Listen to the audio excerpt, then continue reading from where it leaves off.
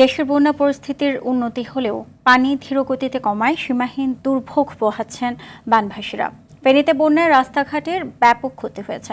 এখনো পানিবন্দী আছে ফুলগাজী ও পরশুরামের অনেক মানুষ।